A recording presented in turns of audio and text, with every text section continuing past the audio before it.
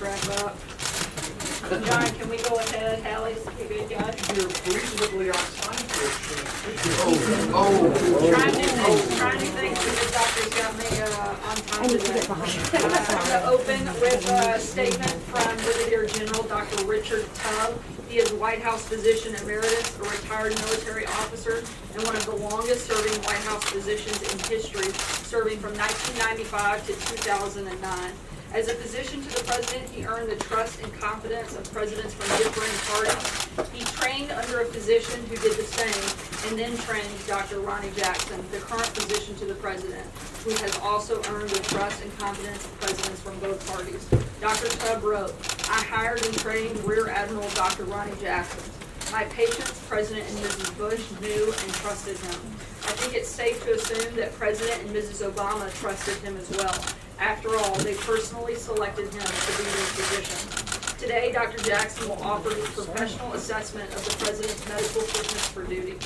Friday, Dr. Jackson conducted and supervised Donald Trump's first periodic physical exam as President of the United States. Having had the opportunity to review the test, consult specialists, thoughtfully analyze the results, and discuss them with his patient, he will provide us with his considered assessment of the President's medical fitness for duty now and for the remainder of his term of office. With regard to Friday's examination, knowing Dr. Jackson, I am confident that he practiced good medicine. However, it would be an error to view the exam and Dr. Jackson's assessment as an isolated event, when in practice it is an ongoing process. Far more important to a meaningful assessment of the President's fitness for duty is the doctor's evaluation, observations, interaction, conversations, examination during the remaining 364 days of the year. Dr. Jackson and his team have been doing precisely that from the moment Donald J. Trump was elected. Beginning on November 9th, 2016, the members of the White House Medical Unit began shadowing the new president-elect, figuratively Velcroed to his side 24/7. On January 20th, 2017, Dr. Jackson became that Velcro. Dr. Jackson's office is one of only a very few in the White House residence proper and is located directly across the hall from the president's private elevator. On any given day, the physician's office, as it is known, is generally the first and last to see the president. Dr. Jackson has built and leads an organization that is better than any other in history. I know that I, as physician to the president, was well served by this president's doctor. More importantly, President and Mrs. Bush were well served by Dr. Jackson, as were President and Mrs. Obama. In keeping with his oaths, I have every reason to believe that Dr. Jackson will well and faithfully discharge the duties of his office, and that President and Mrs. Trump, the office of the presidency, and the country will be well served because of it. Thank you, Brigadier General Dr. Richard Tubb, for that background and that information. And with that, I will turn it over to Dr. Jackson. And as always, if you could, please keep your questions on topic. And after Dr. Jackson finishes, I'll come back up to address the questions of the day. Thanks, Dr. Good afternoon, everyone. All right, so to start with, what I'm going to do is I'm going to read you the summary of the President's physical. And so I'll just read through this, and then after I'm done reading this, immediately after the brief, I'll make this available to everyone exactly as I read it here, and then I'll take some questions. So, to start with, President Donald J. Trump has completed his first periodic physical examination as President of the United States. I performed and supervised the examination with appropriate specialty consultations and diagnostic testing. The exam was conducted January 12, 2018 at the Walter Reed National Military Medical Center. The purpose of the exam was to provide the public with an update of the President's current health status and to ensure the President continues to enjoy all the benefits of good health. This examination focused on evidence-based health screening and disease prevention. With President Trump's consent, I released the following health information. Titles as follows: age 71 years and 7 months at the time of the exam, height 75 inches, weight 239 pounds, resting heart rate 68, blood pressure 122/74, pulse oximetry 99% on room air, temperature was 98.4. Physical examination by system to include the studies that were done by system. Eyes, the President's uncorrected visual acuity is 20/30 bilaterally with corrected visual acuity of 20/20 bilaterally. His visual fields were normal. Fundoscopic exam was normal bilaterally. His intraocular pressures were normal, and no ocular pathology was discovered.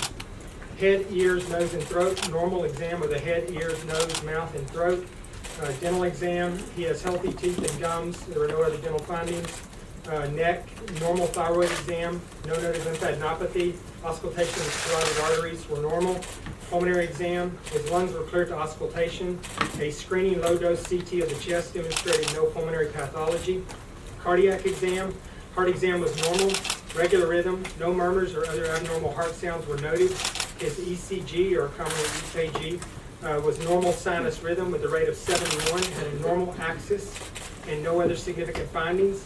He had a transthoracic echocardiogram done, which demonstrated normal left ventricular systolic function, an ejection fraction of 60 to 65%, normal left ventricular chamber size and wall thickness, no wall motion abnormalities.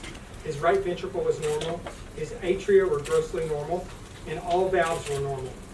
He had an exercise stress echocardiogram done, which demonstrated above average exercise capacity based on age and sex, and a normal heart rate, blood pressure, and cardiac output response to exercise. He had no evidence of ischemia, and his wall motion was normal in all images. Gastrointestinal exam, he had a normal exam, no masses, no hepatomegaly or splenomegaly.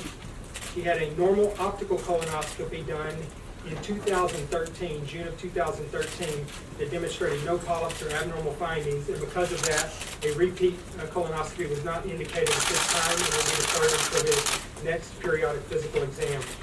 Genitourinary exam was normal. Extremities and musculoskeletal, normal throughout.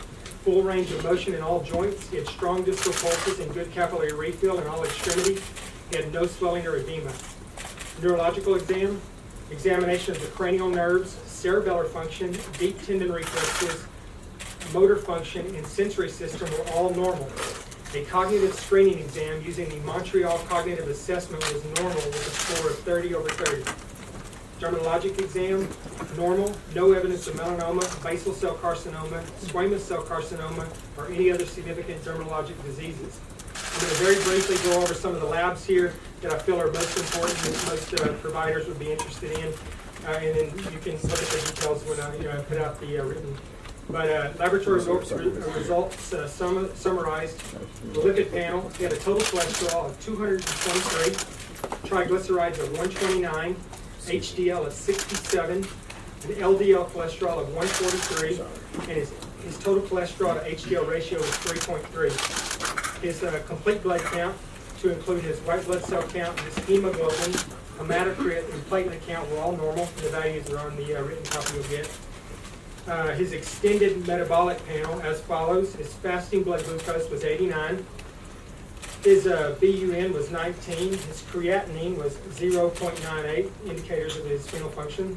His liver enzymes, his ALT was 27. His AST was 19, normal. His hemoglobin A1C was 5%. His vitamin D was 20. His PSA was 0.12. And his thyroid screen with TSH was 1.76. He had a urinalysis done that was clear and had no evidence of protein, ketones, glucose, or blood. His past medical history includes hypercholesterolemia and rosacea. His past surgical history, had an appendectomy at age 11. His social history, he has no past or present use of alcohol, no past or present use of tobacco. His medications as follows. He takes Crestor, 10 milligrams daily to lower his cholesterol. He takes aspirin, 81 milligrams daily for cardiac health. He takes Propecia, 1 milligram daily for prevention of male pattern hair loss. He takes Cilantro cream as needed for rosacea. And he takes a multivitamin each day for health maintenance. Immunizations, the president during his physical exam had a Prevnar 13 immunization to prevent pneumococcal pneumonia, and he had number 2 dose of his Twinrix to prevent hepatitis A and B. His routine vaccinations to include his seasonal influenza are all up to date, and all indicated travel vaccinations are up to date. In summary, the president's overall health is excellent. His cardiac performance during his physical exam was very good. He continues to enjoy the significant long-term cardiac and overall health benefits that come from a lifetime of abstinence from tobacco and alcohol. We discussed diet, exercise, and weight loss. He would benefit from a diet that is lower in fat and carbohydrates and from a routine exercise regimen. He has a history of elevated cholesterol and is currently on a low dose of Crestor. In order to further reduce his cholesterol level and further decrease his cardiac risk, we will increase the dose of this particular medication. The President is currently up to date on all recommended preventive medicine and screening tests and exams. All clinical data indicates that the President is currently very healthy and that he will remain so for the duration of his presidency. Okay, with that, I'll take some questions. Before we get started, let me just make one comment. I'd just like to point out for all of you here in this room, many of you know me, if something should happen to you over the next few months and you should fall ill at some point, then most likely I will be the one called to come back. So when you ask your questions, please keep that in mind. Dr. Jensen, how much weight have you suggested the president lose? And he has not exactly been enthusiastic about exercising because he kind of believes that we all have a finite battery. Why waste it on exercising? We can put it toward other things. So what did you counsel him about that? Right, that's right. So, I think the president, he and I talked, and he would like to lose over the next, I think a reasonable goal over the next year or so is to lose 10 to 15 pounds. We talked about diet and exercise a lot. He's more enthusiastic about the diet part than the exercise part, but we're going to do both. He and I will work together over the next year to incorporate a good plan so that we can meet those goals. Yes. Thank you. Two questions for you. Number one, there have been two questions as part of your exam. I wanted to talk to the president about this. The president's mental fitness. He has pushed back on that, calling Right. it stable genius. Can you assess the president's mental fitness for office? Absolutely. So, many of you may have picked up on the fact that we did do a cognitive assessment as part of the exam. And initially, I had no intention of including a cognitive assessment in this exam because, to be honest with you, per all the guidelines that are out there, it's not indicated at this time. A lot of the guidelines would suggest that you do cognitive screening questions, and that if you have a positive or concerning answer to the screening questions, that then you engage with a cognitive screening tool. So I had no intention whatsoever of doing that, like I said, because I didn't feel it was clinically indicated. And part of the reason I didn't think it was clinically indicated is because I've spent almost every day in the president's presence since January 20, 2000, or last year, when he got into office. And I've seen him every day. I've seen him 1, 2, sometimes 3 times a day because of the location of my office. We have conversations about many things. Most don't revolve around medical issues at all, but I've got to know him pretty well. And I had absolutely no concerns about his cognitive ability or his neurological function. So I was not going to do a cognitive exam. I had no intention of doing one. The reason that we did the cognitive assessment is plain and simple because the president asked me to do it.